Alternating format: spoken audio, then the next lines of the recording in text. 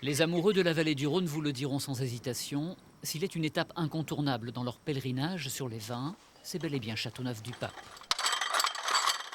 On a le Palais des Papes avec Avignon et de ce côté le Luberon, le sud des Alpilles.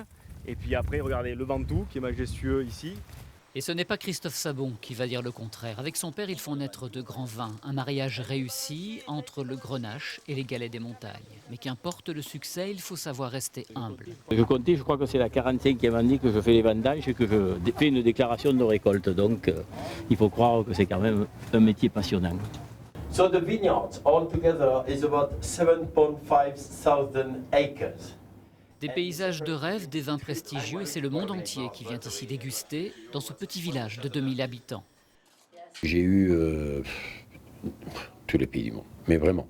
J'ai eu des Brésiliens, j'ai eu des Mexicains, j'ai eu des Coréens, j'ai eu tous les pays nordiques, l'Europe de l'Est. Mais le premier à avoir apprécié les vins et la douceur de vivre du pays, ce fut un pape, Jean XXII, au XIVe siècle. Il fit ériger un château qui deviendra sa résidence secondaire.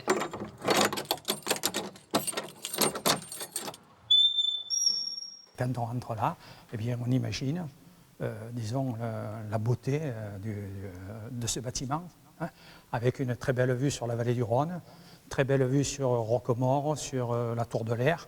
Donc, voilà. Et moi, chaque fois que je viens là, ben, je suis, disons, ému.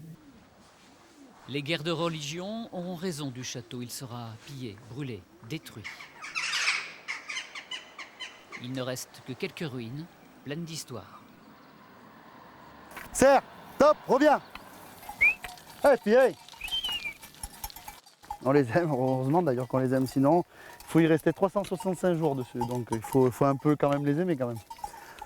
Frédéric est originaire du Cantal et lui aussi est tombé amoureux de ces paysages. Ses vaches sont en alpage, quelques moutons sont restés ici, il ne regrette nullement son choix. Comme partout, il faut s'adapter, quoi. Il faut s'adapter au climat déjà. Pour un Auvergnat, c'est dur des fois. Et puis voilà, se faire accepter, il faut arriver avec pas mal d'humilité et puis faire son trou tout doucement.